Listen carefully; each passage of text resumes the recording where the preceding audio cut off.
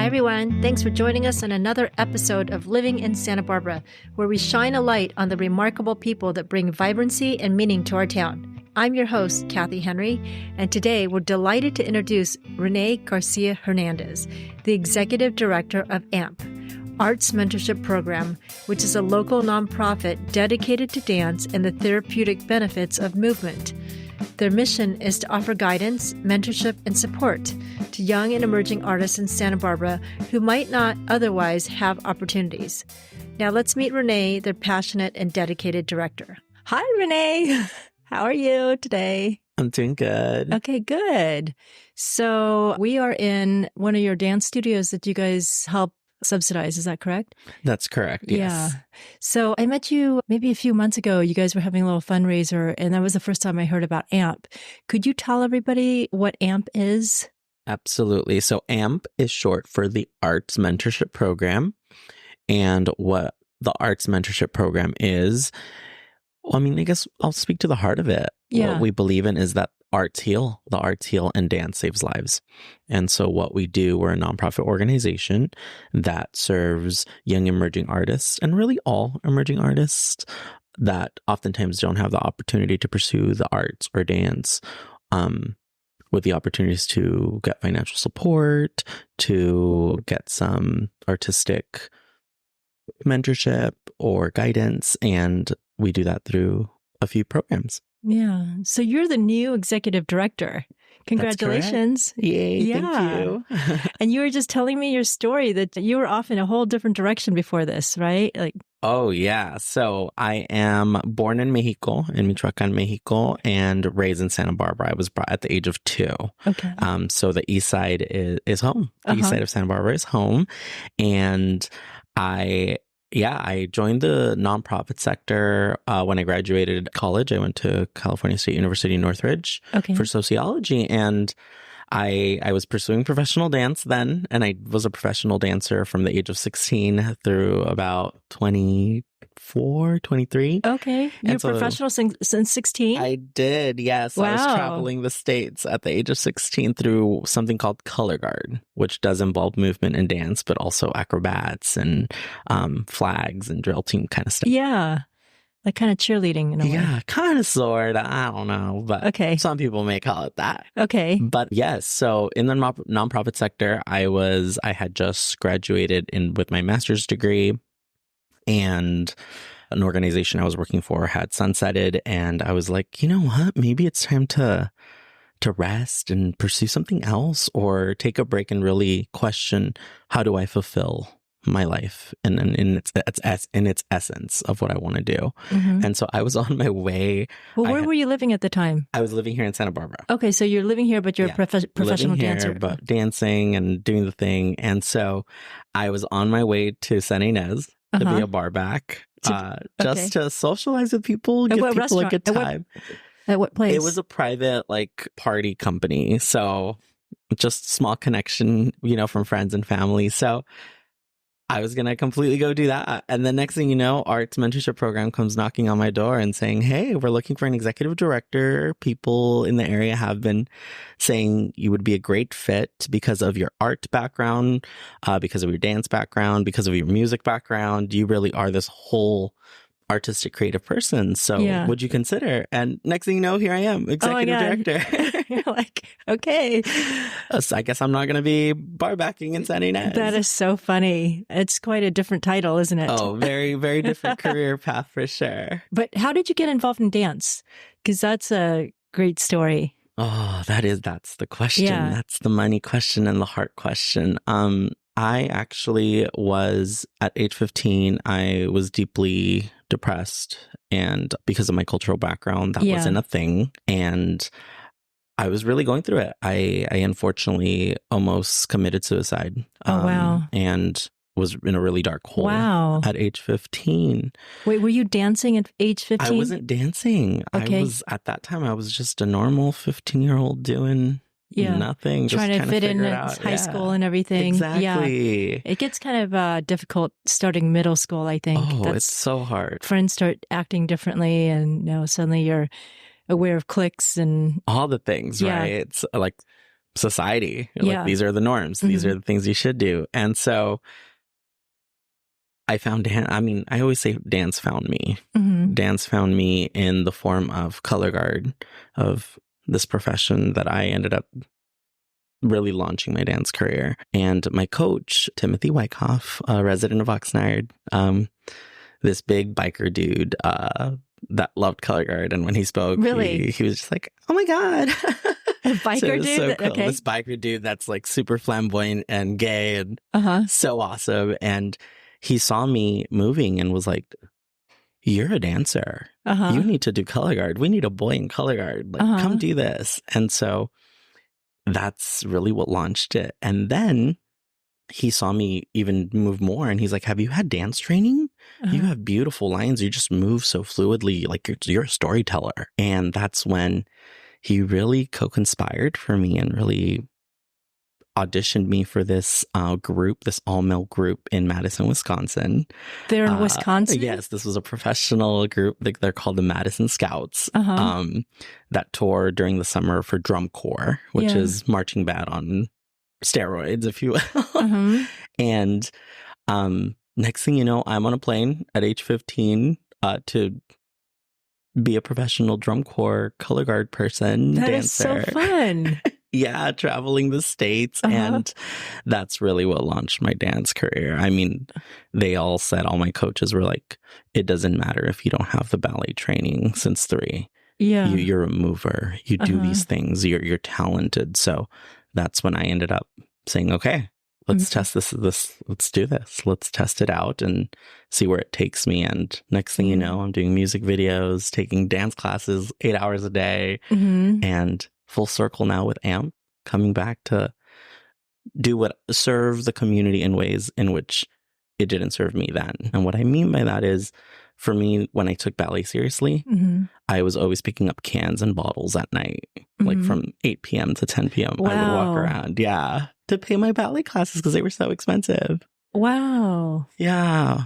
But that's a little bit of the journey of how dance found me. Well, and so now you want to give that opportunity to other kids and others, right? Absolutely. Everyone deserves to dance, move, play, explore music, be on stage and be in theater, perform, so that's part of one of the programs that AMP has. You don't just serve kids. What age groups do you serve? Yeah, great question. We right now, through it's variety of programs. We have our scholarship program, our rent subsidy program, our no limits program. And right now we are actually, 2 programs are in its transformation stage. So they're going to become something else, which is exciting. Okay. And so you have 4 or 5 programs? We have 5. Right now, 3 are active, 2 are becoming beautiful butterflies. Oh, really? Yes. Can you tell? I can tell a little bit. Okay. But what we do, so our scholarship program, just like any other scholarship, the name of it, right? We give people money to be able to pursue their dance of choice at whatever studio in Santa Barbara that they like for their classes. Our rent subsidy program, we support groups or even nonprofits that need some space. We subsidize part of the cost for them to have a roof over their head or to find a studio where they need to fulfill a project. And then our No Limits program is the program where we take dance to local community nonprofits. We dance at parks. We go to schools. We go to professional trainings with nonprofits, and gift them that opportunity to move and explore performance opportunities. Performance opportunities. Okay. And then the other 2, they are in our name. So we are right now revamping and modifying our mentorship program. So we are going to be taking 7 to 10 students who are rising juniors in a local high school and really giving them a 4-year experience of how do you look at these students who grow up in neighborhoods in Santa Barbara that may not have the same opportunity as others, and nurture them and coach them and give them opportunities to really explore and enhance their performing opportunities, whether they're dancers, artists, musicians. How do we give them that opportunity? And how do we coach them? How do we guide them in the way that they would like to go? So Would It's it be going to be a like, cool mentorship program. would it be like coaching them? Like, let's say they want to go study dance or some sort of performance art in college. So you're guiding them to be able to get in these schools? Exactly. Yeah. That'll be partially. We do want to look at them.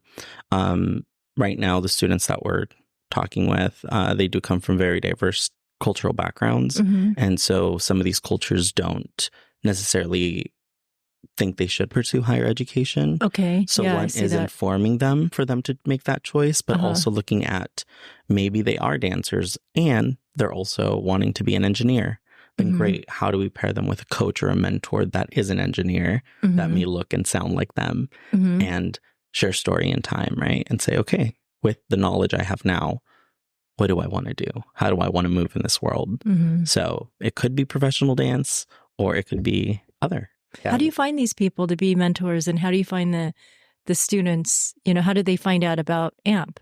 Well, we are filled with so many people that are passionate about supporting the next generation of leaders here in Santa Barbara. So there's definitely so many mentors, people that come to me. I've built a good rapport in the community that know the work that I do. I've worked with youth for quite a while now. So yeah, they kind of just come, but we'll also be doing some specific recruitment. So right now we're working with Santa Barbara Young Professionals Club, the Santa Barbara Young Professionals Club. Okay. And we'll be, asking them like, come and give back and support, the youth of tomorrow, the leaders of tomorrow. So that's one way. But yeah. So are you getting invited to some other presentations? I'm thinking that maybe I'll try to think of some for you. Oh, yeah. We have a few. I've been very lucky to be invited. We have a mixer today with the club. We also have a few summer opportunities in partnership that we're going to, present and really start sharing with the community. This is the opportunity, for young emerging artists to really commit to themselves, that they can pursue these different careers in the arts, and for the community to really start stepping up and allowing them to amplify, this major need of choice for these young people. So it'll be exciting. Well, my son was in performing arts, and it kind of defined who he became. Yeah. I mean, the power, right? Like the transformative power of what these opportunities gift us. I mean, you named it just like your son. Like for me, when I started moving, I became confident. I found my reason and my purpose in life and said, you know what? I can do this. If I can be 6'2" on stage, is what I tell people, then my 5'5" self in real life can bring that essence of that 6'2" Latino into everything that I do. So what a great message. So powerful. If that's what you're teaching the kids, that's amazing. Thank you. For them to think that way. Well, so I went to your showcase. Yes. That was amazing. That was so fun. Thank you. And it was sold out. There wasn't any seats. I feel like you need a bigger space next time. I think you're right. I think we need a bigger space. We sold out at Center Stage. It was our first community showcase in that theater. And it was an essence of the values of AMP, bringing really meeting community where they need to be met. And so, in partnership with the Dance Network and Synergy Dance Company, we said, you know what? Let's bring all forms of dance and generations of movement together and let the youth lead it. So that was a youth-led show with our adult support, and it was a beautiful event. That was very well done. I go to a lot of performances, and it was very well done. Wow. Thank you. Thank you. That was our first one. So I know. That means a lot. So when's the next one? I think you have to do them more often. Yeah, you think so? I do. Yeah. You know what? We would have to consider, I know that we've been invited by the Marjorie Luke Theater to do some partnership events in October. So that'll be very exciting. And then we will plan to have something in March or April of 2025 as well. Okay. So October and then March. October and March. Yeah. I try to put that on my mental calendar. Oh, please. I'll send you an email. Okay. Yeah. I'll send you a text reminder. But there was also, when I went to the little mixer fundraiser you guys had, you shared the story of, was it a boy that was involved? Is it okay to share that story? Oh, of course. I met this family when I was working with the district, with Santa Barbara Unified School District, in early education department. I was the family engagement liaison, and we were bringing literacy opportunities into the community, and through this cultural awareness lens of, this is different for many people who speak other languages other than English. And so I met this family about 6 years ago and built a relationship with them, because that's just what I do in all my work. I really want to strengthen relationships and build deeper connection. And so how did you meet them? Can I ask? I met them at one of the programs. I came and put up a tent. I was at Sunflower Park on the east side, and I was gifting out books and gifting out and really just creating a little event at the park of like, read at the park, right? Like this is part of what we can do. You can take a break and read a book for 5 minutes at the park and, feel better when things are stressful. And so I had met them. We were also giving out like hygiene, dentist stuff, because it was part of a partnership. And so I had talked to the mom, and I had told the mom, like all the parents that I worked with, like, your job as parents is to make your children's lives the most joyous thing they've ever experienced. That is your number one priority. And regardless of how hard you try, I know all parents try. I know my parents did so much, even when they didn't understand. And I said, keep a journal. Keep a journal with you and observe your child. Observe your 3, 4, 5-year-olds and write down the things they love. Because when they come to you later in life and ask, Mom, what can I do?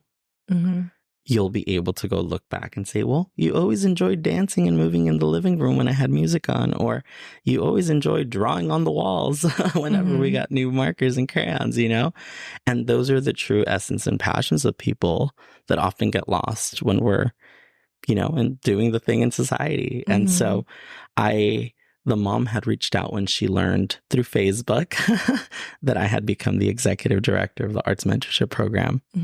And I said, oh my gosh, let's meet, let's talk. And she's like, Rene, my little one cannot stop dancing. He dances every morning. He dances every night before he goes to bed. He dances in the shower. He dances, I was like, oh my gosh, then let's do this. Yes. Let's get him into dance classes. And she's like, oh, but I don't have the money. I don't have the resources to do that. And I said, don't worry. Here's an application. This is what we do as this organization. So fill it out. Let's do it. How old was he? He's 5. Okay. Yes. 6 now. And we got little 6-year-old boy into the studio to take a hip hop class during the summer just to try it out. Completely loved it. The mom says, Rene, he cannot stop talking about 5, 6, 7, 8. He's doing jazz hands. That is so cute. It was the most heartwarming thing. And so now he's in a company with the studio in town. He is dancing 4 times a week. And currently I'm actually looking for a sponsor for him because this is what he wants to do. His heart dances every day and he wants to just continue to pursue it and be happy. So that's that story that we shared at the wine mixer that where you attended. Yeah. I think it's important. It's important to move. Oh, yes. Oh, yes. It's so healing. Or to express in some other way. Everybody's so busy going 9 to 5 and getting stressed about whatever they're concerned about. And Absolutely. Just to get it out. Oh, yes. And that's that transformative healing power of movement and dance, right? For me, that actually hits home because of my depression, but also because of all the pressures of society. I grew up with my predominant language being Spanish, and I had a stutter, and I'm also dyslexic. Wow. And so with those odds stacked on me without knowing, I didn't even get diagnosed till I was in grad school, which was about 3 years ago. Movement was always my form of communication and healing. So through movement, through contemporary dance is where I really expressed and let go of those emotions, right? And those traumas really is what I'm talking about. Whenever I was dancing on stage or dancing in the studio, that's where I really communicated to people, how I really felt or what I was going through and overcoming.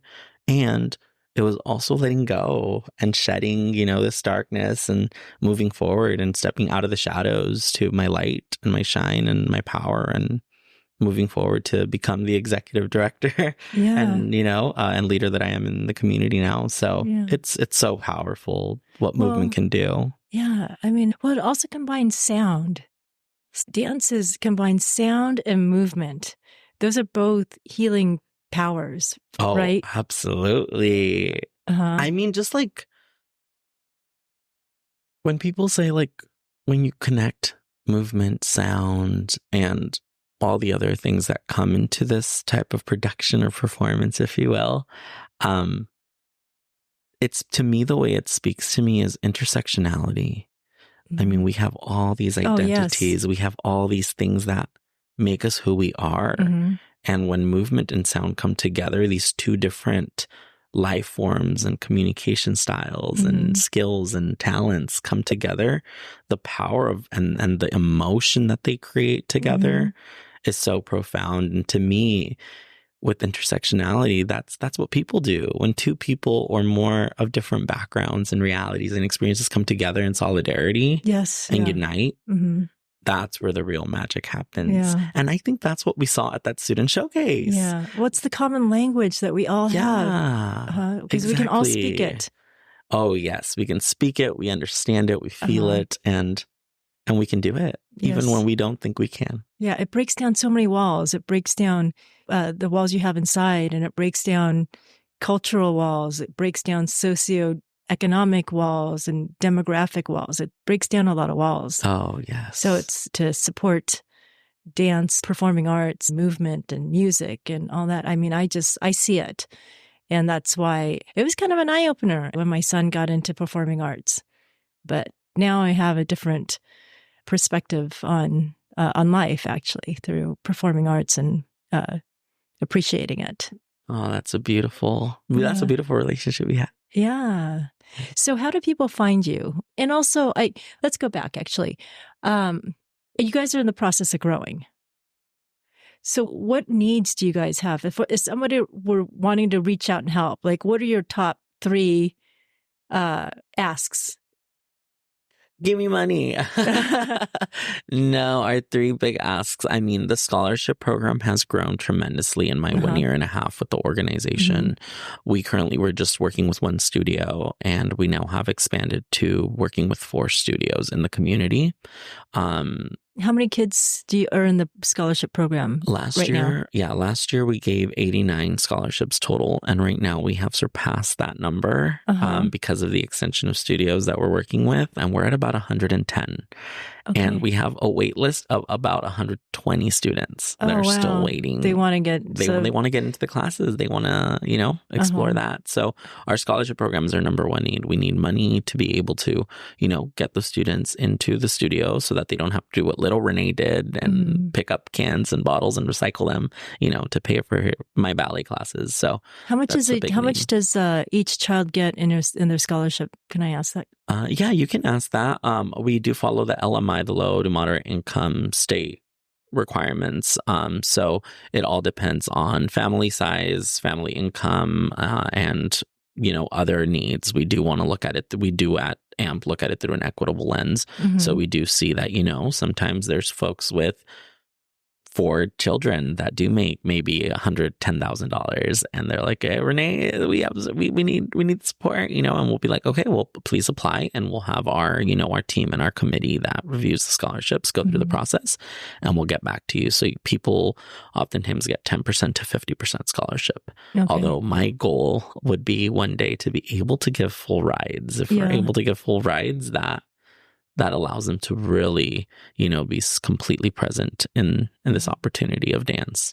How much is like a year of dance training approximately? Yeah, approximately. I can tell you that for our scholarship program, we give $27,000 out every year in dance scholarships. Yes. And depending on the studio and also the type of dance style, right, that the individual is pursuing, it will vary. But I mean, it could easily go from, and this is not counting companies, right, these competitive groups in dance, we could say 1,200 to about 2,500 for classes. If they're competitive, that could easily become $5,000. Yeah. for an individual. It does add up. And then not only that, but then they have to do their costuming, and so that exactly, costumes, shoes, yes. clothes to dance in, right? Because transportation you need transportation sometimes, yeah, food, to have a healthy body and mind and heart while doing this. You need to nourish yourself. So yes. also making sure that you have that accessibility and that nourishment is also costly. And then maybe you could use some mentors. Oh, absolutely. So scholarship is like the number one need. But you did ask 3. So the second one I would say, our No Limits program at AMP, our priority is access and opportunity, but without us being able to cover the cost of us bringing a program to the community. I mean, that's the first step, right? When we're able to gift them that opportunity, just do it, like try it, move, play. Here, try this, point your foot. And you see their eyes just light up and it's like, whoa, this is cool. I can do that. The No Limits program is the second priority. And that one usually costs us about $5,000 to $7,000 to be able to go out and do a 4 or 5 week program with a group of individuals in our community. So, and it'll look different. It'd be great if you just had one donor sponsor that entire program. Oh, absolutely. Yeah. If we can get a sponsor for that program, we would be in really good shape. Yeah, to continue to expand. But what does make our No Limits program unique is 2 things. One, every part of our any movement or class that we take out of community has a somatic therapy interwoven into our stretch block in our curriculum. So we're equipping our students that do go through our dance program with how do you self-regulate? How do you pause and breathe? How do you give yourself the opportunity to understand what you're feeling and where you're feeling it before you can make a decision or choice or react or response, right? So it's so cool. And we've seen it. I mean, we've had teachers come to us and say, oh my gosh, my 2nd grader is tapping his forehead because he said, this is what my dance teacher told me this summer. That's so cute. It's so cute and it's so powerful, right? For a 7, 8-year-old to be able to understand how they're feeling and then be like, wait, I need to think about what I'm going to do. That's so important right now. I mean, everybody's so distracted with all the social media and being on their phones, and to be able to just tap into themselves. We need more of that. We have the tools. Yes. And that's the thing, right? That's the power of movement. We have the tools already within ourselves. It's learning how to utilize them. And our No Limits programs does that through our stretch block. The other thing that makes this program very unique and I think very powerful is that we will meet the community where they're at. So what I mean is this past summer, we did a No Limits with Adelante Charter School. And it was our first fully program in Spanish because we followed their 90-10 model at the school. We also did another with the Eastside Library where it was multicultural and multi-generational. So we had a mom with a little in their belly dancing and being part of the program to a 72-year-old dancing in the corner, just moving his hands because that's what he wanted to do. So each program looks different, but that is what this program, why it's unique and powerful and transformative. We'll meet the organization or the community we're working with where they're needed. So that could mean it's a folklorico program, it could be a ballet program, it could be a jazz training program, or it could just be a mommy and me program or daddy and me program, So the No Limits program is such a gift to the community. Well, I mean, the more happiness you spread, the more it helps the community, right? Oh, of course. And it makes us all better. Yes. And we treat each other more kindly. If you're happy, we treat each other well. I agree. Yes. Yes. Yeah. How do people find out about AMP? Yes. Well, they can visit www.ampsb.org and be in the loop of, what we're up to. They can also follow us on Instagram at Arts Mentorship Program, or they can contact me directly. So on Instagram, it's like all one word?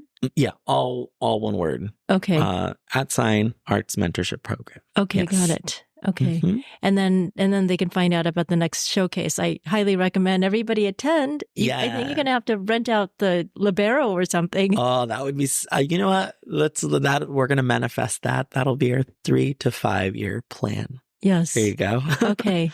And so I fully support you guys. Thank you. Thanks for talking to me. Absolutely. Thank you for having me. You're welcome.